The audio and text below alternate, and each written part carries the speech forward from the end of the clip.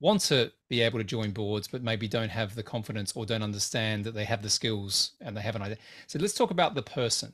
In your opinion, what are the bare minimum things that someone has to have or learn or understand to be effective in a board position? Yeah, so just before we go into that, I think Yeah. just to echo your point, because I know you have a lot of entrepreneurs listening, and look, there's 330 million businesses worldwide.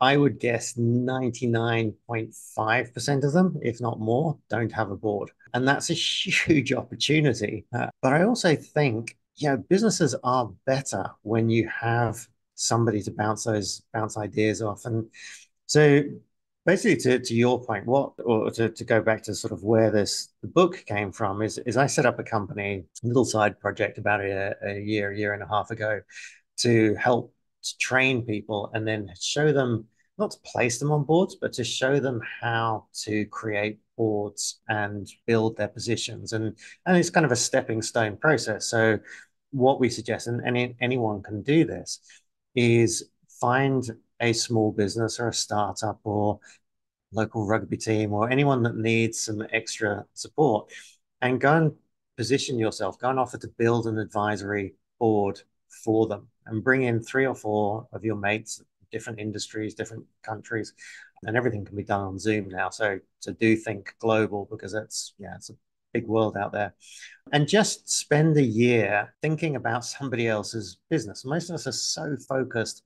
If we're entrepreneurs, we're completely focused on our business. If we're employees, we're completely focused on the role. Just starting to think holistically about somebody else's business is actually an incredibly valuable process to go through. And you don't need to be a genius. You don't need to know all the answers. At that level, a big part of it is just asking questions and holding the CEO accountable to what they said they are doing and maybe introducing them, being an advocate for them to other people. That's hugely valuable for a small business. So that's how we kind of get people started.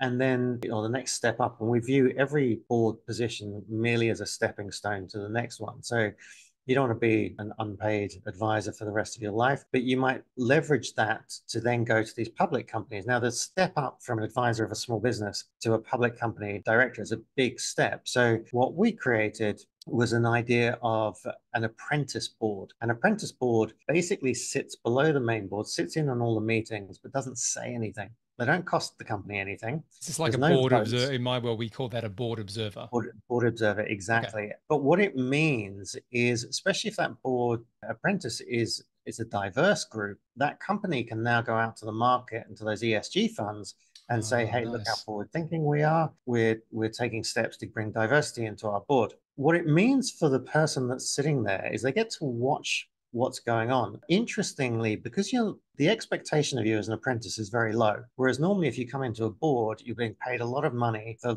2 hours a month or 2 hours every couple of months. The expectation is you're going to deliver something straight out of the box. And that's quite terrifying if you're a brand new director. If you're an apprentice, you just need to sit there, get the lie of the land, figure out where the real politics are happening, figure out how you can add value, figure out the things that the board doesn't want to do that you could pick up, like the ESG reporting that has to be done, but nobody wants to do. Start talking to investors, which most boards are terrible at talking to investors. So if you can do that and build those relationships, that becomes incredibly valuable. At the end of that first year, the chair of that board is thinking, well, this person sat in every board meeting and they've never criticized anything we do. They must be very smart. Uh, and so, uh, I hope and, people got that. I got that. um, and by the way, they've also helped us with the ESG reporting and they've brought in some new investors and they've helped us with our comms. Real simple stuff that anyone can pick up, but most board directors are too busy with other things. And so you've got into the inner circle and you've built that trust, which makes it very easy to just be promoted onto the board at that point. And then you kind of Mm.